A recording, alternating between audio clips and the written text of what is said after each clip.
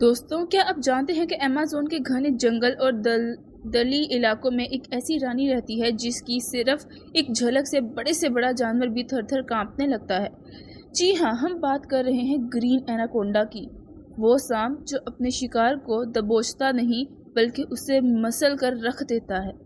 लेकिन क्या आप ये बात जानते हैं कि इस दहशतनाक सांप की जिंदगी का सबसे बड़ा राज उसकी ताकत नहीं बल्कि उसका अनोखा और खौफनाक मेटिंग सरफेस है, जहां एक मर्द को अपनी नस्ल आगे बढ़ाने के लिए अपनी जान का सदका देना पड़ता है। आज हम पर्दा उठाएंगे एनाकोंडा के उस राज से जो साइंस की दुनिया को भी हैरान कर देता है। सबसे पहले बात करते हैं इनके साइज की, क्योंकि यहाँ साइज की सब कुछ है। सांपों की अक्सर स्पीसीज में फीमेल बड़ी होती हैं, लेकिन एनाकोंडास में ये फर्क इतना ज्यादा है कि आप यकीन भी नहीं कर सकते। एक क्वीन एनाकोंडा 20 से 25 फीट तक लंबी और 200 किलो से ज्यादा भारी हो सकती है।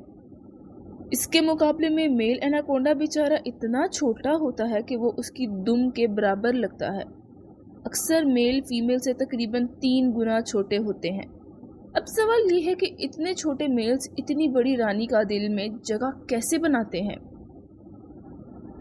जब मीटिंग का सीजन आता है तो ये फीमेल एक खास केमिकल हवा में छोड़ती है। इस बू का पीछा करते हुए दर्जनों मेल्स वहां जमा हो जाते हैं। फिर शुरू होता है वो मंजर जो आपने शायद ही कहीं देखा हो, द मीटिंग बॉल। 10 से लेकर 15 तक मेल एक ही फीमेल के गिर्द लिपट जाते हैं और एक बड़ा सा बॉल बन जाता है। ये सिलसिला कई हफ्तों तक चलता है। ये कोई प्यार मोहब्बत का खेल नहीं बल्कि एक जंग है। मेल्स अपनी ताकत से एक दूसरे को हटाकर फीमेल के करीब जाने की कोशिश करते हैं। इस बॉल में ये फैसला होता है कि कौन सा मेल सबसे ज्यादा फिट है।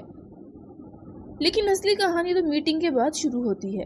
जैसे ही ये मीटिंग बॉल टूटता है, भूखी और थकी हुई फीमेल को फौरन एनर्जी की जरूरत होती है।